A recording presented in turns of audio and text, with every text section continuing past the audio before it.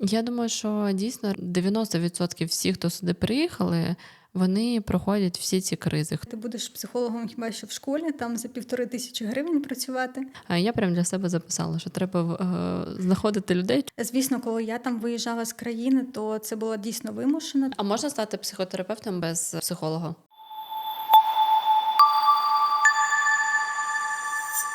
Привіт, Надя! Рада вітати тебе на своєму подкасті. У нас зараз на дворі, що у нас березень місяць, ми знаходимося в Сан-Хосе і пишемо цей чудовий подкаст.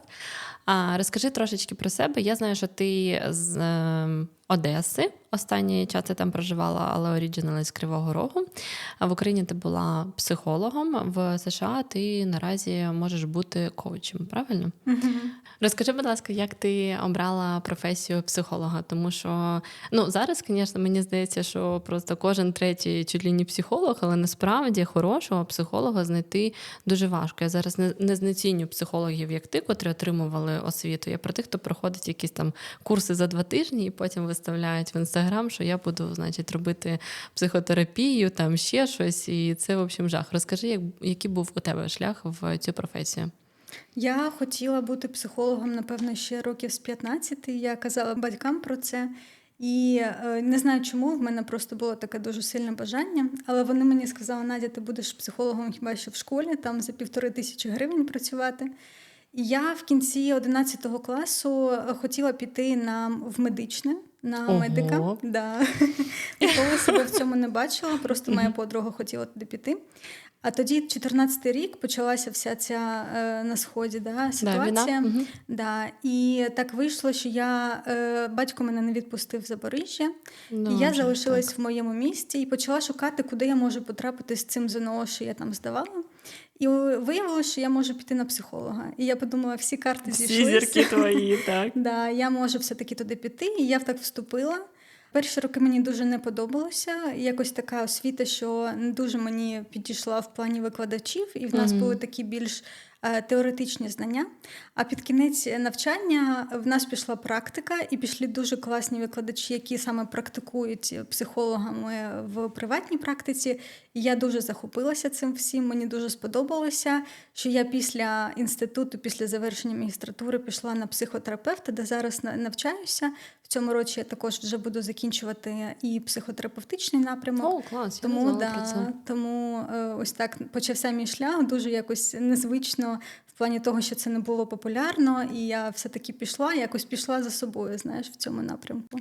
Це дуже важливо почути справді свій той голос, котрий каже тобі всередині, тому що я вважаю, що можна досягти успіху реально тільки в тому, в чому тобі дійсно подобається. Якщо тобі це не подобається, то не буде нічого. Якщо подобається, то не обов'язково вчителькою за 3000. Але насправді це ще проблема України, тому що вчителі і психологи в школах це має бути реально високооплачувана робота, тому що це дуже важка праця, але це окрема історія. Я сьогодні, зважаючи на твій фах, я сьогодні хотіла б з тобою поговорити про те, як правильно адаптуватися в еміграції, якщо взагалі існують такі правила, тому що можна дивитися мільйон відео на Ютубі, але ти потім все одно сюди приїжджаєш і не знаєш, за що хапатися.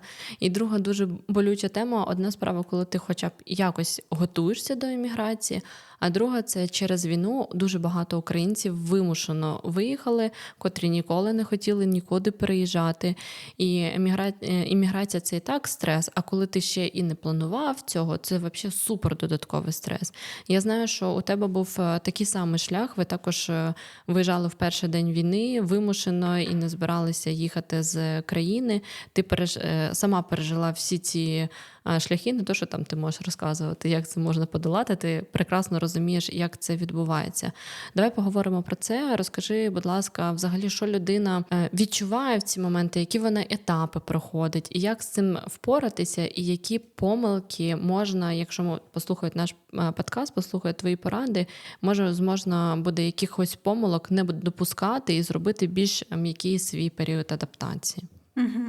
Да, це дійсно дуже важко, особливо коли вимушена імміграція, коли в тебе всередині і так руїни від того, що відбувається в країні, а тобі потрібно ще робити якісь нові кроки в новій країні, і це дійсно дуже важко. І навіть коли міграція не вимушена, а коли це в принципі заплановано тобою, то це все одно великий стрес для організму, що змінювати так кардинально, особливо якщо країна дуже сильно відрізняється від тієї країни, в яку ти виїхав. А ми з тобою зараз в Америці, де все зовсім інше.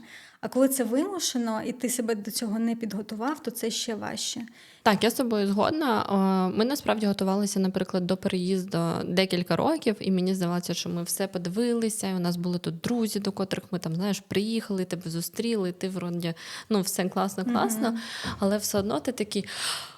Так, з цими людьми якось треба розмовляти, котрі тебе оточують, це інакша мова. І, чесно кажучи, я не приїхала сюди з ідеальною англійською, приїхала ще з нульовою. Це, перший стрес, з котрим ми стикнулися. І потім ти розумієш, що абсолютно все працює інакше. Бюрократичні історії, вони інакше. Все, в принципі, залаштоване інакше. Так, в тебе є хата така сама, як вдома, умовно. В тебе є машина і 4 колеса. Але далі, і дорога, по котрій ти їдеш. Да, але далі все дуже відрізняється. Як ти думаєш, є якісь кроки, котрі можна зробити для того, щоб якось зробити більш м'яку адаптацію і вимушену, і невимушену? Просто коли ти переїжджаєш, в тебе стрес від еміграції, як цей стрес пройти максимально м'яко, якщо це взагалі можливо? Угу. По-перше, мені здається, що цей процес ще відбувається до того, як ти переїжджаєш. Звісно, коли я там виїжджала з країни, то це було дійсно вимушено, тому що там перший день війни, і під обстрілами виїжджали. Але зараз вже пройшло 2 роки, і, напевно, люди, які виїжджають зараз, в них є трошки часу підготуватися, зрозуміти, куди взагалі вони хочуть поїхати, в яку країну. І перше, що б я порадила зробити, це дійсно підготувати собі таку почву для того, щоб поїхати. Банально навіть знайти квартиру, бажано на якийсь продовжений час, не на тиждень, щоб в тебе було житло, куди ти знаєш, що ти їдеш. І щоб це було стабільне для тебе житло на перший час, тому що це дуже важливо. Ми коли переїжджали, в Америку, коли переїжджали, ми приїхали спочатку в одну квартиру на місяць, ми її орендували на місяць, і ми не знали тоді, що для того, щоб тут орендувати на довгий час, тобі потрібно лізинг оформлювати, тобі потрібна кредитна історія, тобі потрібна виписка з роботи. Ми цього не знали, орендували на місяць, і в результаті ми кожен місяць переїжджали на початку. І це було дуже важко, тому що ти стикаєшся зі стресом, і плюс ти ще постійно змінюєш місце проживання. Ти навіть не можеш адаптуватися до того, де ти знаходишся. Тобто така історія, як, знаєш, романтична, я буду странником, кружляти по світу, там я місяць там поживу, місяць там. Це не дуже класно, коли ти тільки емігруєш, тому що, як я розумію, тобі треба якесь, як не кубишечка, як це правильно сказати, якийсь такий маленький затишний куточок, куди ти точно можеш сховатися і сказати, все, це моє, умовно, так ми розуміємо, що воно орендовано, але це моє, це мій такий куточок захисту, де я можу бути, набиратися сил і потім далі виходити в цей новий, незнайомий для нас світ. Психіці потрібен час для того, щоб адаптуватися в певному середовищі. І класно, якщо це буде стабільна квартира, особливо на перший час. І класно, коли ми можемо заздалегідь підготувати для себе все в плані документів, які можуть знадобитися нам в цій країні. Коли ми можемо вже вияснити, що я буду жити тут, і ось тут я можу піти в цю станцію і оформити якісь свої документи, а ось туди мені потрібно піти за медстраховкою. Коли ми знаємо, куди і як, за чим ми можемо звернутися. Це дає нам таке відчуття стабільності, навіть в цьому нестабільному середовищі, в якому ми знаходимося, бо воно небезпечне потенціально для нас. І наша психіка саме так його сприймає. Тому так, це дуже важливий перший крок. Тобто завжди в тебе має бути план, такий невеличкий чек-ліст, щоб ти точно знав, перші 2 тижні, хоча б що ти робиш, тому що це може тобі давати якесь відчуття умовної стабільності в тому, що ти робиш і куди ти взагалі рухаєшся. І щоб оформити для себе таку першу базу, тому що документи, медстраховка – це те перше, на що ми можемо спиратися в цьому новому середовищі. Тут ти, до речі, права, тому що слід зазначити, ми знаходимося в Америці, і тут, якщо в тебе немає страховки, то тобі ще додатково капає стрес, що в тебе немає медичного страхування, і не дай Боже, в тебе щось заболить, і всі ми чули в цій історії, що страхування тут, якщо не страхування, якщо ти тут потрапляєш в госпіталь, то ти, не знаю, потім продаш себе всього на органи, щоб виплатити ці рахунки. Да, тому згодна з тобою. Це хоча б один якийсь головняк, котрий можна себе зняти і не боятися, що ще щось трапиться зі здоров'ям. Особливо, якщо ви їдете ще з дітьми. Дорослі ще якось такі, ну там щось зараз парацетамолчика вип'ю, буде добре. З дітьми взагалі страшно. Зрозуміло, які є ще кроки, щоб собі пом'якшити імміграцію? Я коли про це думала, знаєш, згадала про те, що коли я сюди тільки приїхала, я дуже сильно ставила перед собою якісь нереалістичні цілі. Я коли їхала, я вже думала, так, з першого дня я почну швиденько працювати, в мене були записані мої клієнти, і я зовсім не врахувала того, що насправді дуже великий стрес, і тобі потрібно хоча б трошки дати собі видиху в цьому всьому. Також я ставила перед собою ціль швидко за півроку вивчити англійську до native speaker. І знаєш, це мені здається, що це така проблема, з якою стикаються багато людей, коли ставлять перед собою дуже завищувані такі очікування. І цей перфекціонізм, що ти повинна точно дійти до своєї цілі, і ти просто розбиваєшся потім, бо ти не можеш до цього дійти. Так. І це як горизонт, до якого ти завжди йдеш, але він завжди попереду тебе і ніколи не досяжний.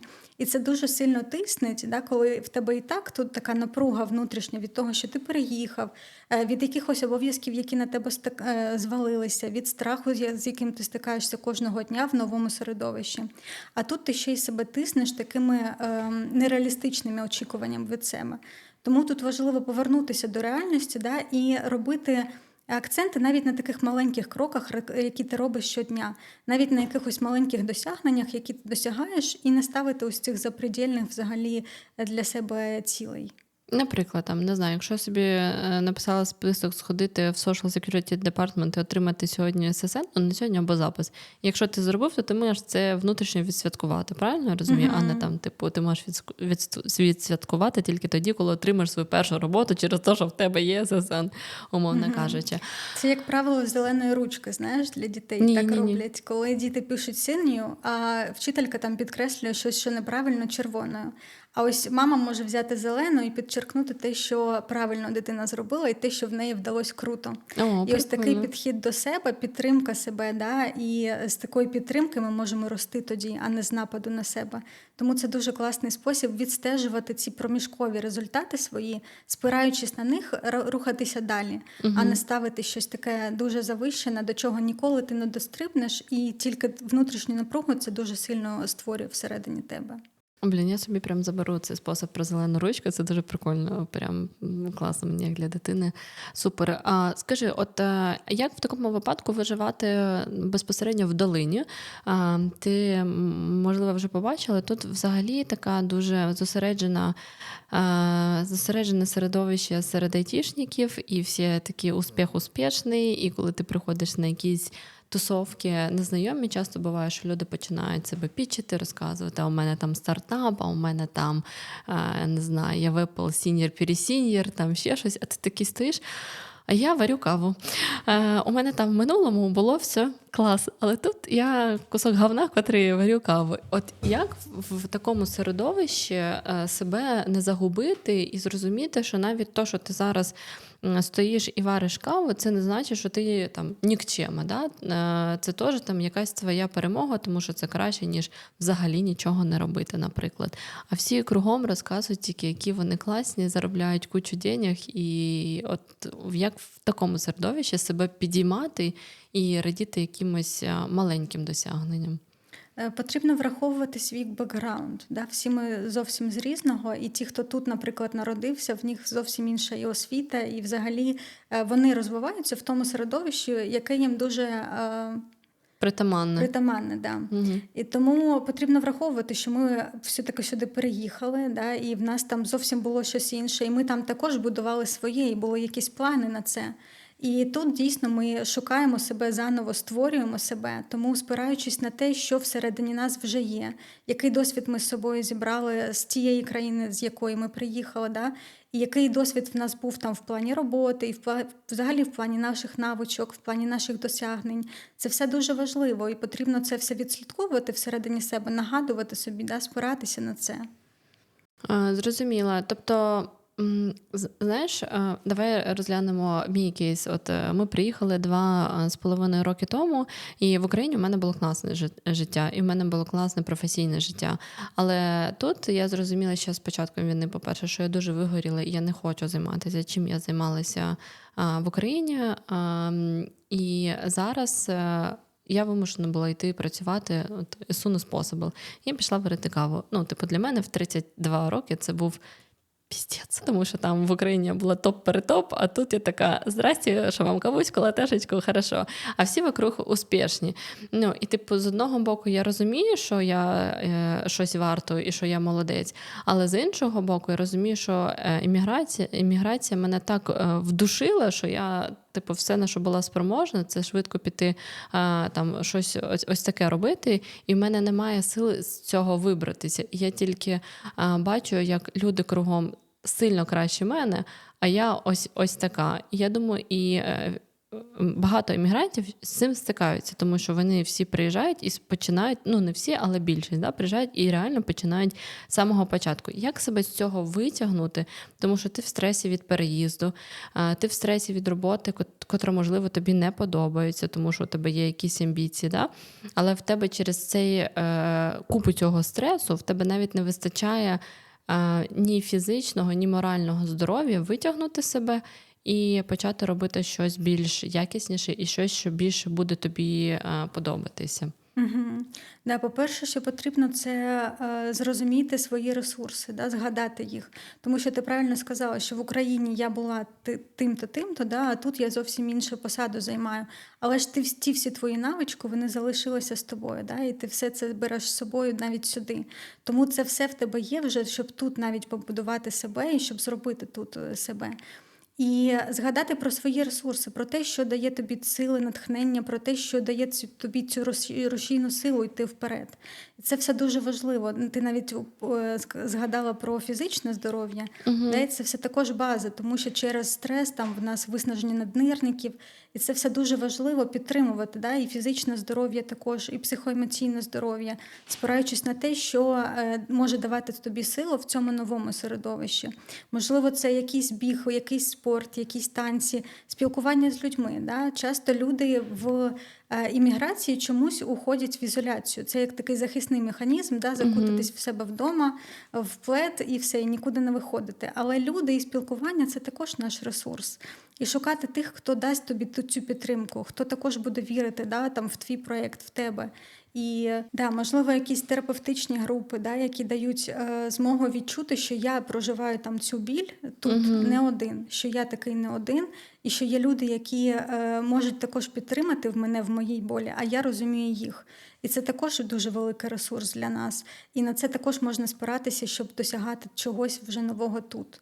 Слухай, от в мене є ще таке питання. Наприклад, багато людей, котрі зараз сюди переїжджають або в інші країни, вони вже знаходяться в безпеці, ну, фізично, да, скажімо так, вони вже знаходяться в безпеці, але багато їх друзів, сім'ї залишаються все ж таки в Україні.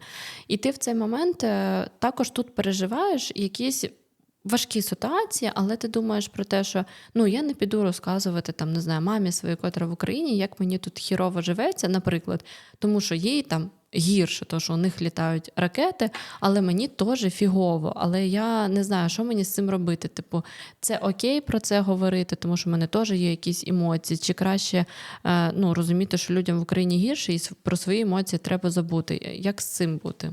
Мене завжди дуже дивує, знаєш, коли люди навіть в депресії можуть казати, там приходити до мене на сесію і казати про те, що я знаю, що в мене депресія, вона в мене діагностована, але ви знаєте, що насправді в мене все класно, і я не знаю, чому я в такому стані. І взагалі я ось така нікчемна, тому що я живу в класному середовищі, тому що в мене навколо все супер, в мене є родина і є все. Але я себе ось так відчуваю, да, що я там не можу зранку встати з ліжка. І це найгірше, що ми можемо робити, применшувати свою біль, да, не розуміючи контексту, в якому ми живемо, не розуміючи, що насправді нам також може бути важко. І що так, вони там живуть дійсно в своїй ситуації, яка також дуже напружена, і ми всі звідти виїхали. Але в нас тут також контекст ситуації такий, що тут також багато стресу і багато нових страхів, з якими ми стикаємося. І ніколи не потрібно применшувати це. Завжди потрібно пам'ятати. Чому ти зараз в цій країні? Слухай, а як бути? Напевно, розкажи, як краще, тому що я іноді прям хапаю себе за язика і намагаюся там ніякі свої внутрішні переживання не розказувати своїй близькій подрузі, тому що я знаю, що вони в Києві, і так супер важко, а я тут не знаю, буду розказати, що в мене цвіточки невчасно зацвіли. Ну, наприклад, це моє переживання сьогодні. Куди нести свої ці переживання, щоб з ними справитися і щоб не переживати, що ти нагрузиш когось?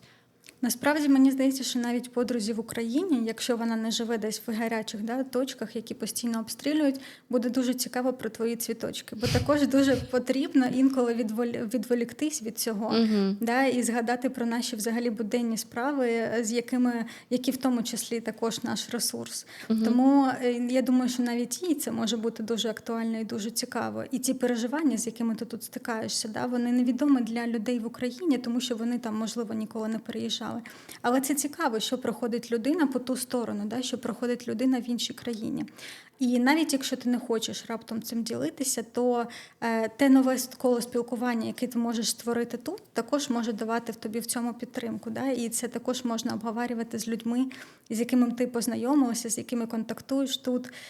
І тут вже створювати своє таке мікросередовище, яке буде тобі підтримувати.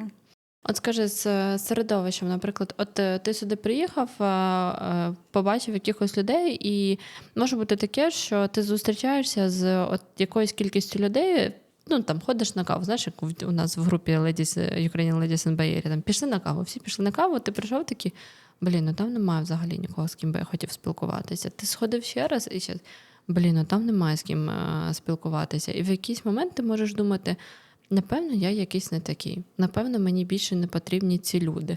Напевно, я буду краще сидіти сам вдома. Як виходити з таких ситуацій і чи оце закоханіться гарна ідея?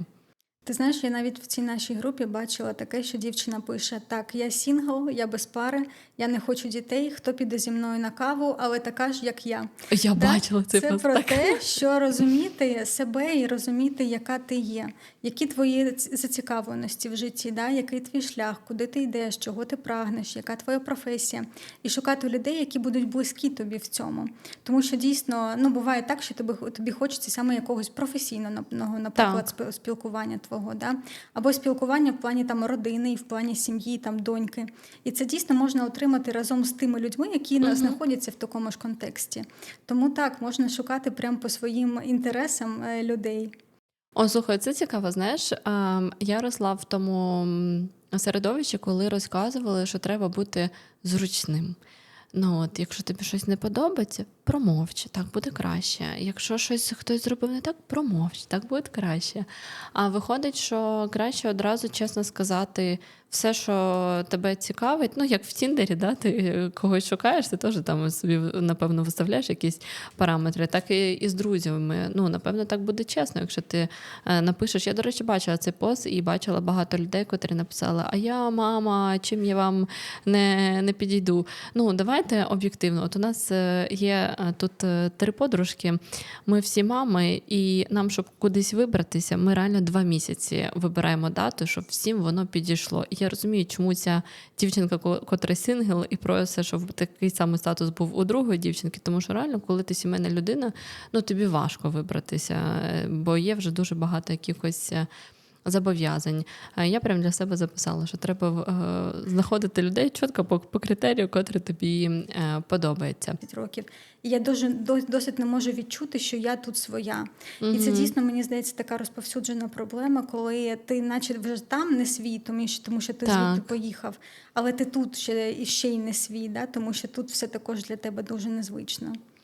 Це, до речі, гарна тема. Скажи, можна якось за допомогою якихось психологічних практик чи за допомогою терапії прийти до розуміння, що ти свій, тому що не країна розказує, ти тут свій чи не ти, а це твоє відчуття себе саме на цьому місці. Чи можна якось через терапію, наприклад, до цього прийти? Чи ти таки все життя маєш змиритися з тим, що ти тепер ніде не свій? Мені здається, що ти приходиш до цього, коли ти будуєш навколо себе, всі сфери закриваєш, знаєш, в цьому новому середовищі. Коли в тебе там закрита сфера кар'єри, сфера родини, да, сфера спілкування, тоді ти адаптуєшся, тому що ми можемо розслабитися і ми можемо відчути це повноцінне життя всередині себе, коли всі сфери цього кола, знаєш, якщо знаєш цю практику, Да. коли вони закриті. Слухай, а от про сфери, ти кажеш, всі сфери мають бути закриті. І от тут знову, знаєш, до мене підкрадається цей успішний успіх з долини. Там, не знаю, от, наприклад, є будинок у тебе, є в тебе дерево, котре ти посадив, умовно, машина, там робота в тебе є. Все добре, але у сусіда краще. От, типу, як з цього вийти? Тому що в тебе вже, наче, вроді все і ок, але ти не можеш відрефлексувати від того, що, ну, дивись, в тебе вже все є. Ти постійно женешся за чимось кращим. І в результаті не відчуваєш цього стану окейності зараз. Угу. Наповненості не відчуваєш, тому що постійно, наче в тебе чогось нестача. Недостатньо, да. Да, і таке може бути не тільки в новому середовищі, да, і всюди люди, в принципі, можуть з тим стикатися, але це потрібно собі питання задати, чому тобі постійно замало чогось і чому ти постійно за чимось женешся. І це дійсно в цьому може бути ключ, да, до вирішення цього, бо провокувати це всередині тебе можуть різні якісь психологічні аспекти. Але насправді помічати те гарне навколо себе, що є, це дуже важливо. І навіть не те, що там якийсь успіх, да, якийсь дуже великий успіх, або там квартира, будинки і ще щось, а навіть те маленьке. Я сьогодні, коли до тебе їхала, я побачила, що в мене на передньому подвір'ї почали цвісти квіти. І я їх вперше побачила, тому що ми їх не саджаємо, там все робить за нас садівник. І це дійсно важливо, да, розуміти, що клас, слухай, я тут живу вже стільки, і я не знала, що в мене там розцвітуть квіти. Помічати це може давати багато сил, набагато більше, ніж гнятися за тим, що там у сусіда навколо. Слухай, а скажи мені ще, от в мене є таке питання. Люди, коли сюди переїжджають, я зараз не беру айтішників, яких чаще за все там перевозять, вони теж є в стресі, але вони вже є роботка, умовно кажучи.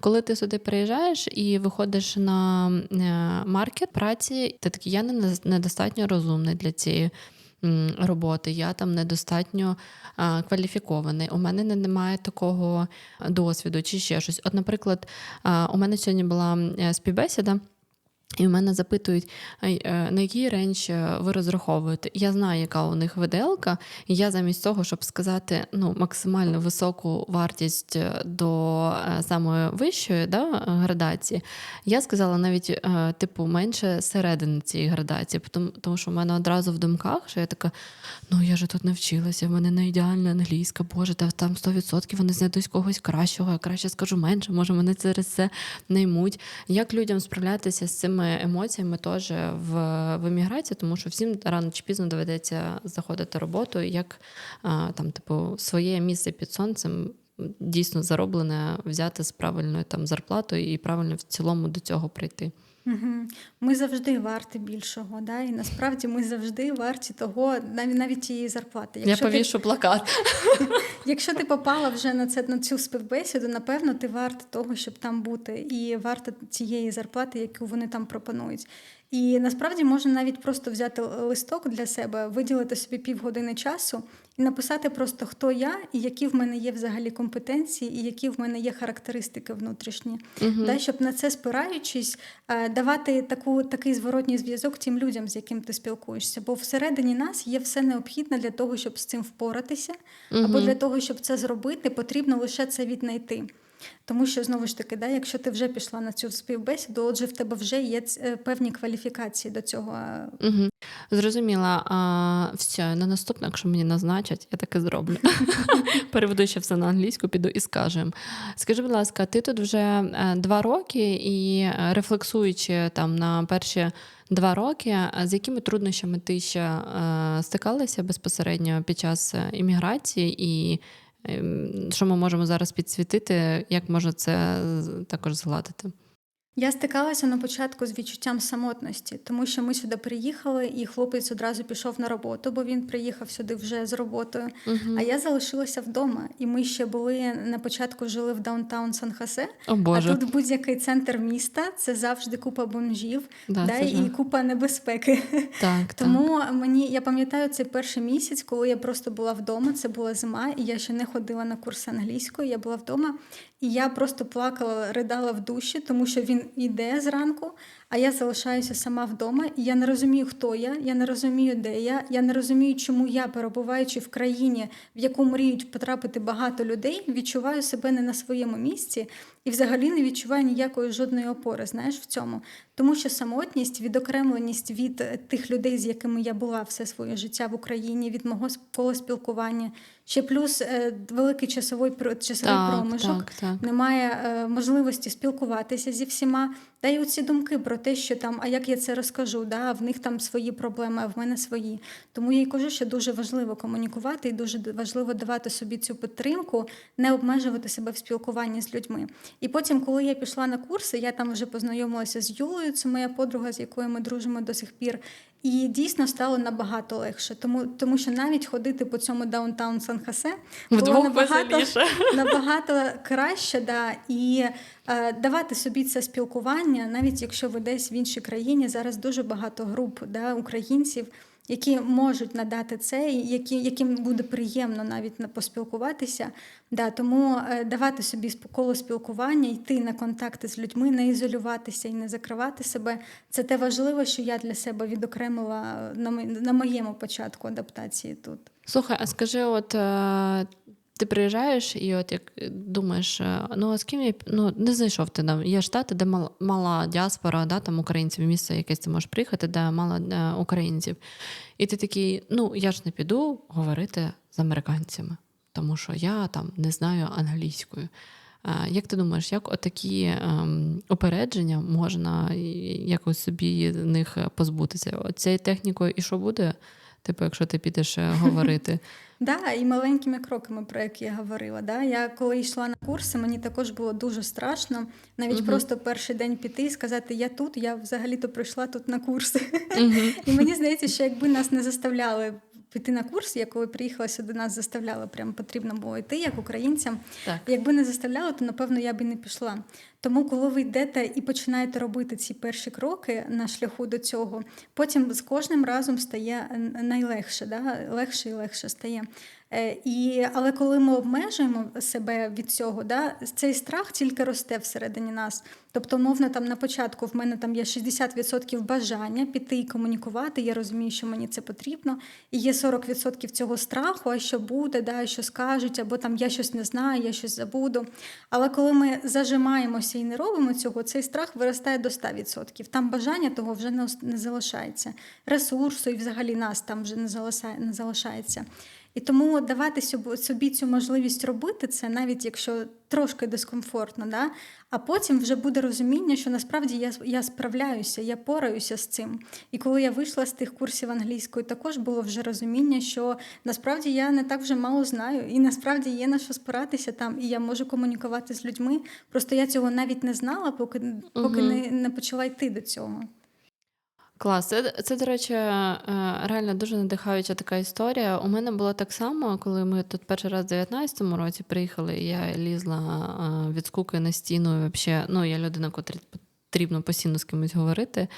І я дуже довго заставлялася піти на ці курси англійського, але ти потім приходиш і ти розумієш, що реально в наших школах дають непогану англійську. І там отаких вийдіть, дуже багато, котрі набагато гірше тебе говорять, і тобі складніше їх зрозуміти. І в тебе за рахунок цього трошки навіть самооцінка підіймається, і ти такий, все не так страшно. Слухай, хотіла з тобою поговорити ще про таку тему, коли, знаєш, блогер, я теж таке зробила, знімають відео, там, тут все плохо, тут взагалі просто ужас, все не так, от дома смачніше, дома красивіше, не знаю, і трава зеленіша, і все краще.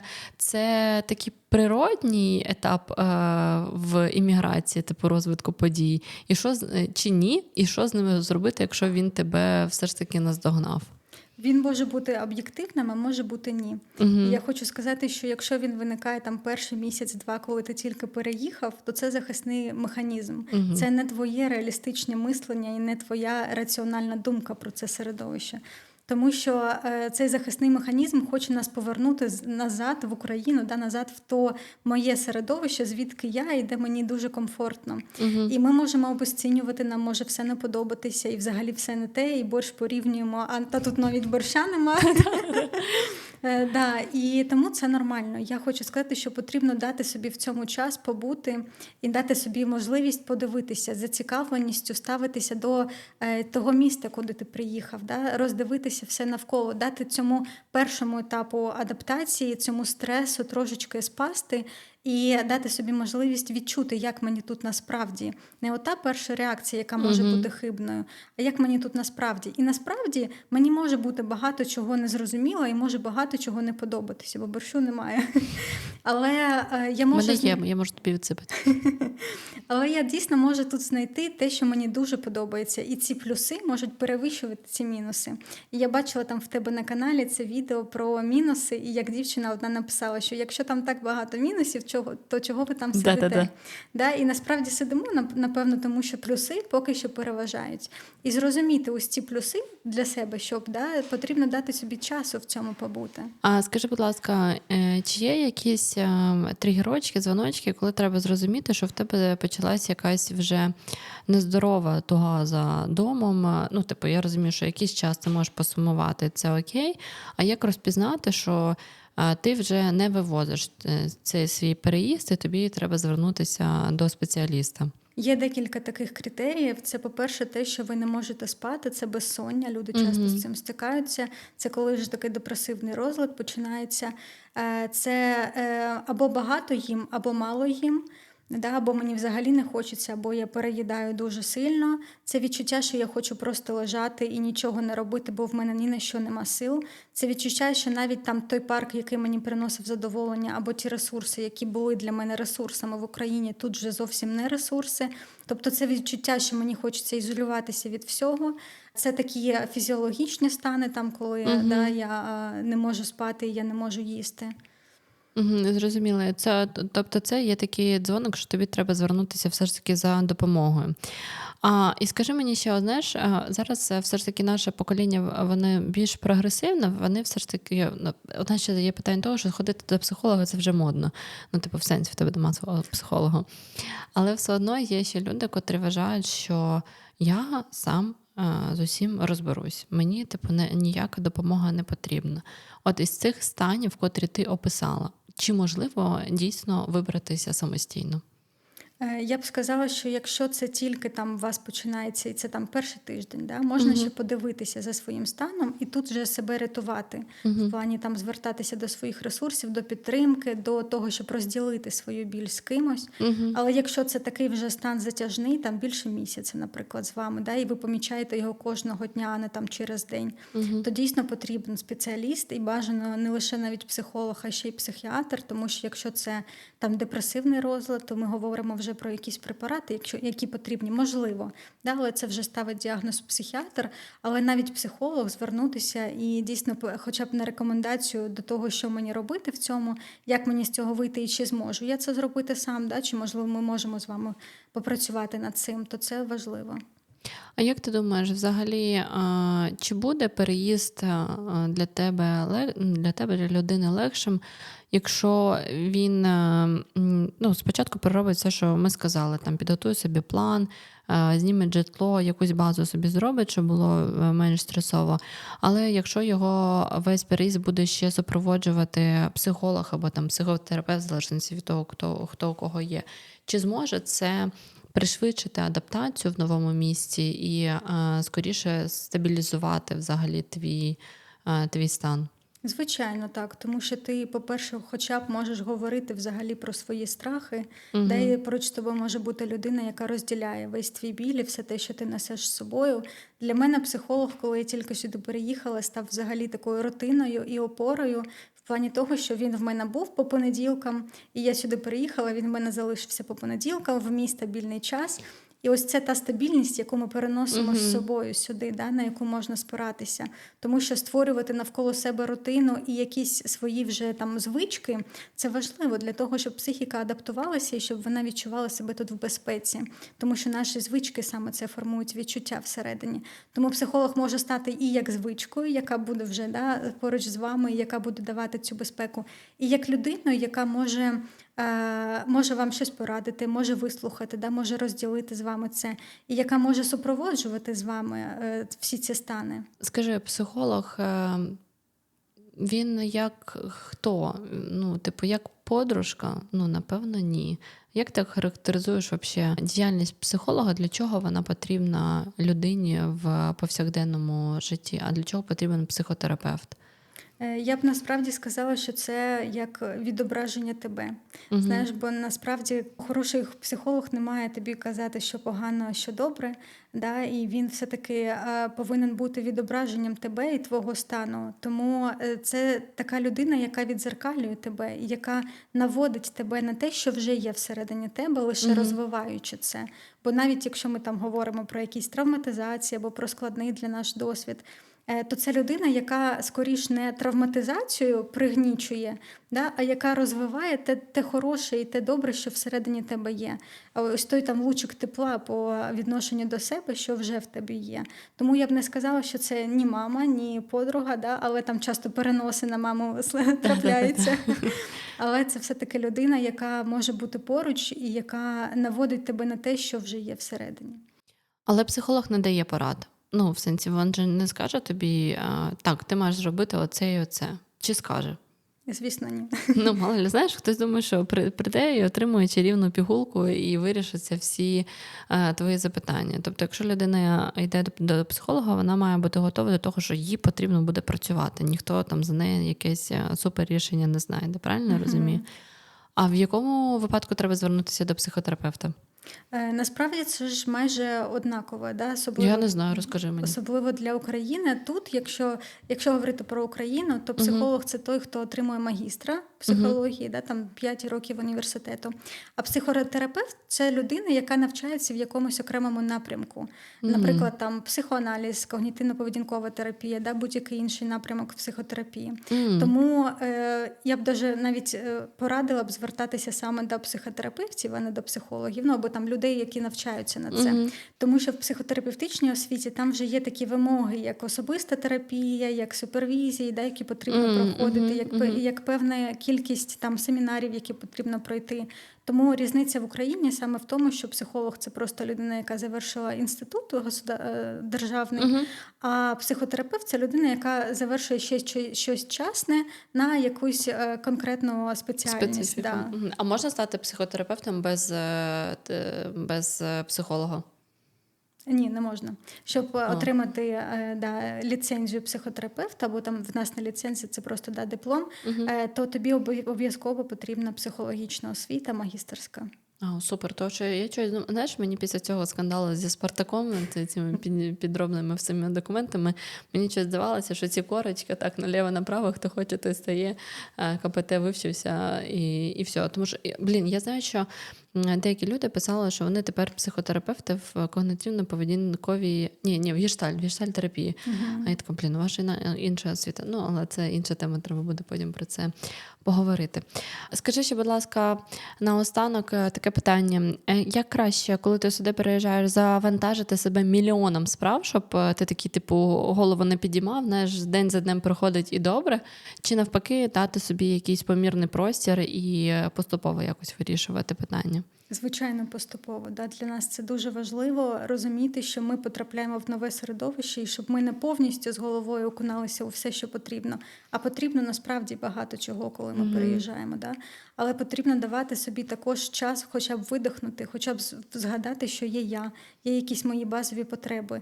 І є якийсь перелік справ, які дуже сильно потребують моєї зараз участі. Є ті, які можна відокремити, як ті, що можна зробити поступово, а є ті, які взагалі взагалі, можливо, мені і не потрібні, і потрібно це розуміти, да, про себе.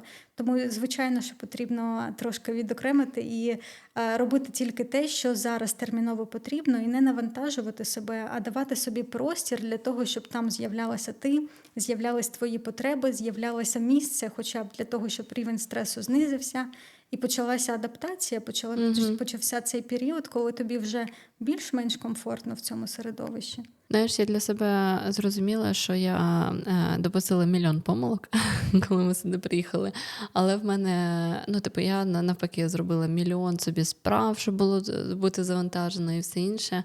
Але я ходила, і мені всі подобались. Але мені здається, що це була моя така захисна реакція. Типу, знаєш, ти сам собі доказуєш, що ти що сюди приїхав, то добре. Бачиш, то добре, точно. Така якась шиза в інакшу сторону.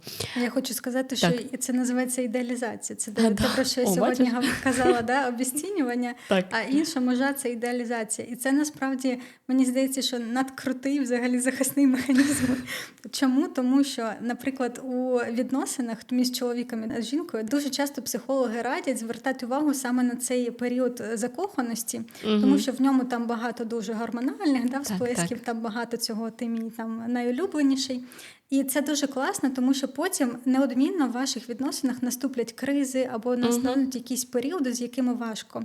Але саме згадки про ось цей період, коли все там блищало всередині мене і за що, я там закохалася так в нього, це дуже важливо, тому що ми тримаємося потім за цей період. Ми потім згадуємо і розуміємо, чому ми в цих відносинах. Тому в мене також був цей період на початку, коли я тільки сюди приїхала.